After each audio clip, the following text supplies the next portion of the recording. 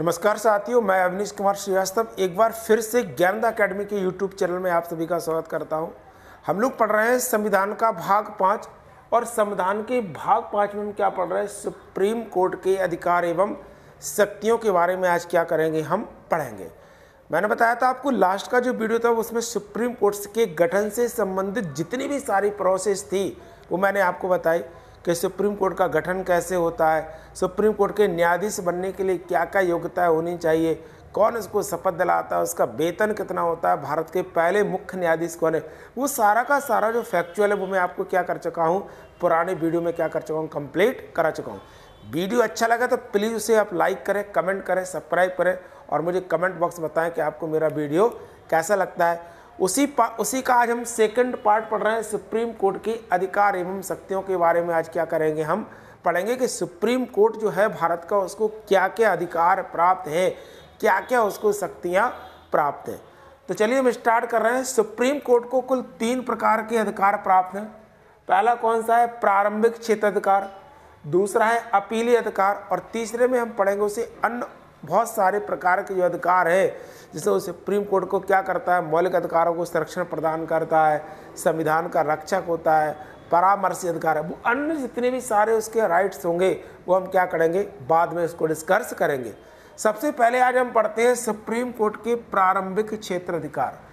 नाम से ही लग रहा है कि ऐसे कौन कौन से मामले होते हैं जो प्रारंभ से ही कहाँ जाते हैं, सुप्रीम कोर्ट के अंतर्गत जाते हैं।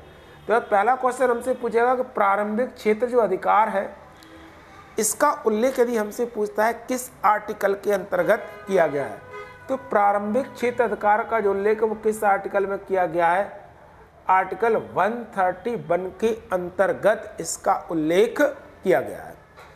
नाम से क्या लग रहा है, प्रारंभ मतलब ऐसे कौन से मामले हैं, जैसे मैंने लिखा है किसी भी वाद या मुकदमे की शुरुआत सुप्रीम कोर्ट में ही हो सकती है। आया समझ? ऐसे कितने मामले हैं जिनकी शुरुआत सीधा डायरेक्ट कहाँ से हो सकती है, सुप्रीम कोर्ट से हो सकती है। वो सारे के सारे मामले कहाँ पर आते हैं, सुप्रीम कोर्ट के प्रारंभिक क्षेत्र अधिकार के अंतर्गत आते हैं। अब उसमें कौन कौन से ऐसे मामले, पहला मैंने बताया था आपको, केंद्र और राज्य के मध्य यदि कोई विवाद होता है, सेंट्रल और स्टेट के मध्य यदि कोई विवाद होता है, तो ये सारा का सारा जो मामला होता है वो कहाँ पर जाता है, सुप्रीम कोर्ट के मध्य में, सुप्रीम कोर्ट में या सुप्रीम कोर्ट के न्यायालय में जाता है। तो केंद्र और राज्य के मध्य यदि कोई विवाद हो तो पहला तो यही।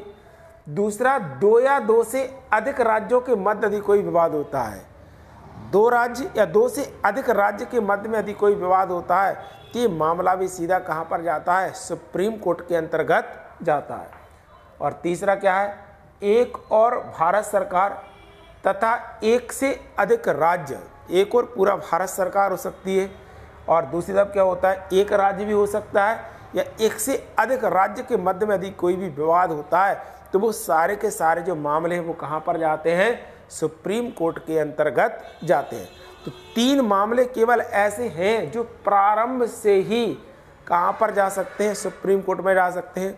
पहला कौन सा हो गया, 2 या 2 से अधिक राज्यों के मध्य विवाद हो गया। दूसरा क्या हो जाएगा, केंद्र और राज्य के मध्य विवाद हो गया।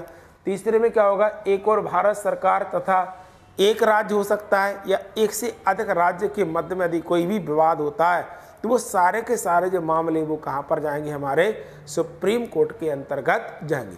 ये था हमारा प्रारंभिक क्षेत्र अधिकार था। अब दूसरा हम पढ़ेंगे कौन सा, अपीलीय अधिकार।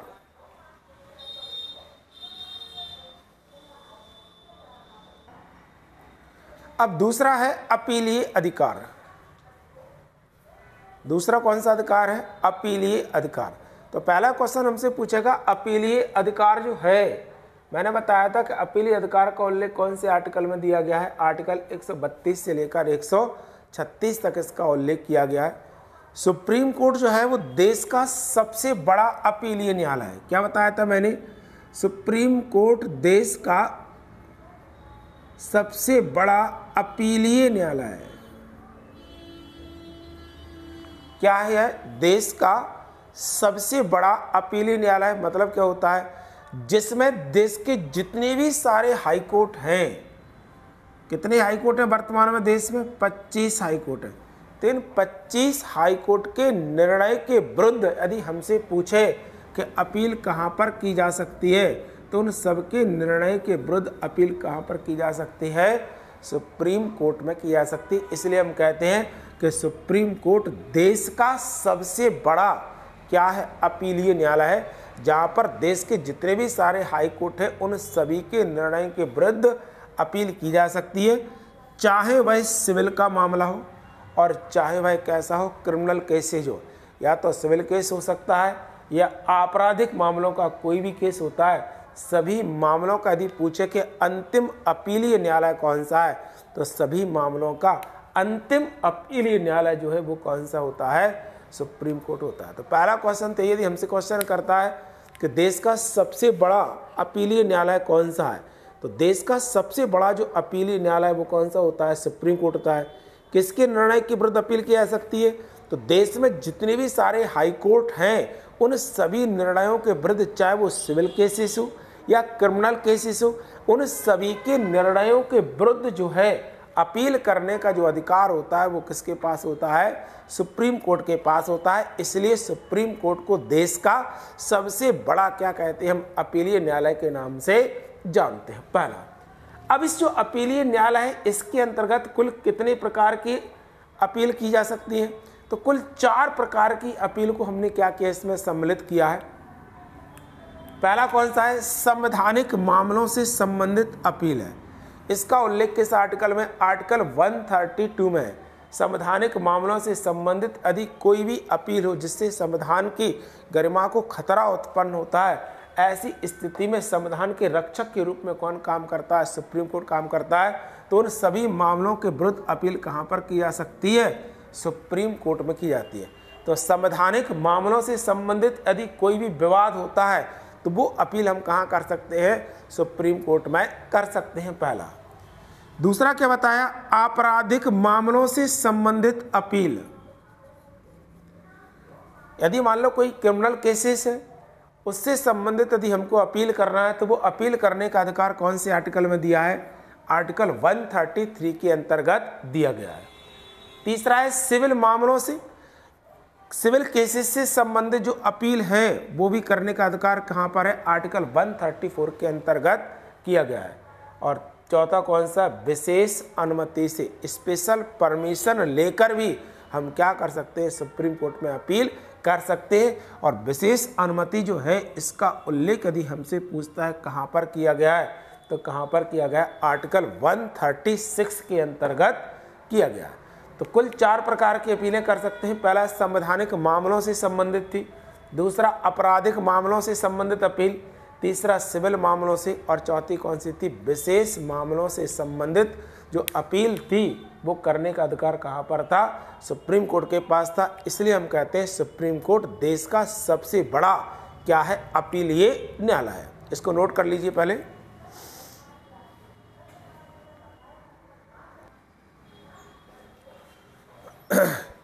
चलिए, अब सुप्रीम कोर्ट के अन्य अधिकार में हमने बताया, बहुत सारी चीजें तो मैं आपको बता चुका हूं। अब पढ़ते हैं सुप्रीम कोर्ट के अन्य अधिकार में सुप्रीम कोर्ट क्या क्या ऐसे काम करता है। पहला नंबर डाल के पहला मैं आपको बता चाहता हूं आर्टिकल 32, आर्टिकल 32 में क्या बताया मैंने? आर्टिकल 32 में कि आर्टिकल 32 के तहत भारत का जो सुप्रीम कोर्ट है क्या करता है? मौलिक अधिकारों को संरक्षण प्रदान करता है।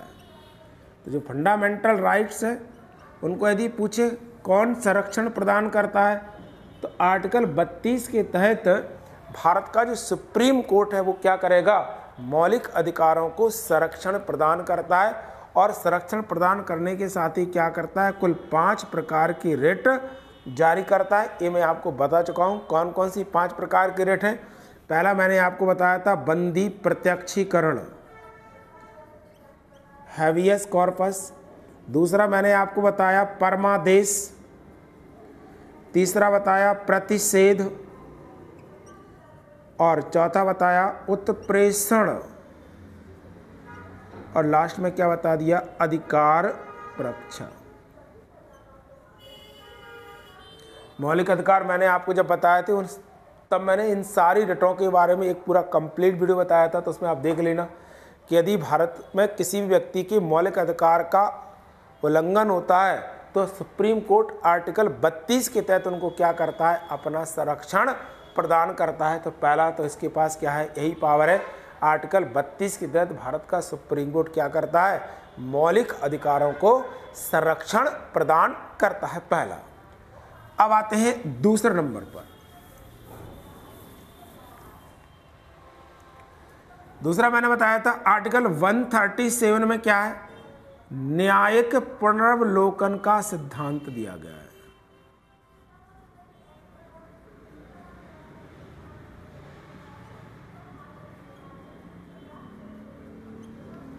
आर्टिकल 137 में क्या है, न्यायिक पुनर्वलोकन या जुडिशियल रिव्यू का प्रिंसिपल दिया गया है। यदि हमसे पूछता है ये अधिकार हमने कहाँ से लिया है, तो अमेरिका के संविधान से लिया है। कहाँ से लिया ये पावर, हमने अमेरिका के संविधान से हमने अधिकार लिया है। तो भारत का जो सुप्रीम कोर्ट है, विधान पालिका के द्वारा, विधायिका के द्वारा बनाए गए किसी भी कानून का क्या कर सकता है, पुनर्वलोकन कर उसे निरस्त कर सकता है।